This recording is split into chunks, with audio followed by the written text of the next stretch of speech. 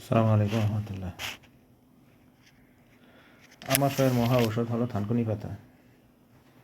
থানকুনি গাছ পাতা সহ মাটি থেকে তুলে পানিতে ভালো করে ধৌত করে চিবাতে থাকবেন। চিবাতে চিবাতে রসগুলো খাবেন, পরবর্তীতে সাবাটা ফেলে দেবেন। কয়েকদিন খেলে দেখবেন যে কোনো ধরনের আমাশয় বা পেটের সমস্যা সমাধান হয়ে গেছে।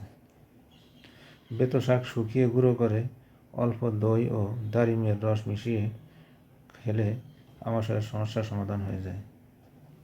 সকাল ও বিকালে এক কোয়া কাঁচা রসুন চিবিয়ে খাবেন, দেখবেন আমাশয়ের সমস্যার সমাধান হয়ে যাবে। পুরনো আমাশয় হলে আন্দাজ মতো শুটের গুঁড়ো গরম জলের সঙ্গে মিশিয়ে প্রক্রিয়া করে শুকিয়ে আদাকে শুকিয়ে শুট তৈরি করা হয়। সাদা বা রক্ত আমাশয় বা যাই হোক না কেন,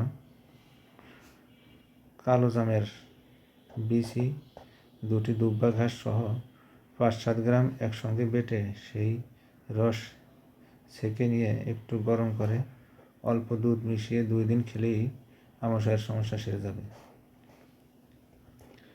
বেল বা শুটকে পাউরুটির মতো ছেঁকে গুঁড়ো করে 1 চামচ মাত্রায় সদ্য পাতা দই এর ঘোলে মিশিয়ে খেলে পুরনো আমাশয়ের চমৎকার ফল পাওয়া যায়। কচি বেলের চাকা কেটে কেটে রোদে শুকিয়ে বেল শুট তৈরি করা হয়। এর সঙ্গে 4 গুণ জল মিশিয়ে নিলে দইয়ের সঙ্গে 4 গুণ জল মিশিয়ে নিলে ঘোল তৈরি হয়।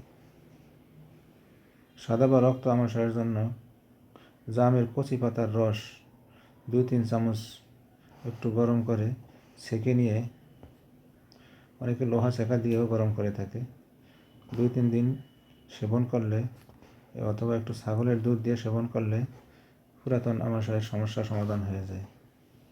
নতুন বা পুরাতন আমাশয়ের জন্য তেঁতুল পাতা সিদ্ধ করে ছেঁকে নিয়ে ওই পানি কয়েকদিন পান করবেন, দেখবেন যে আমাশয়ের সমস্যা সমাধান হয়ে গেছে।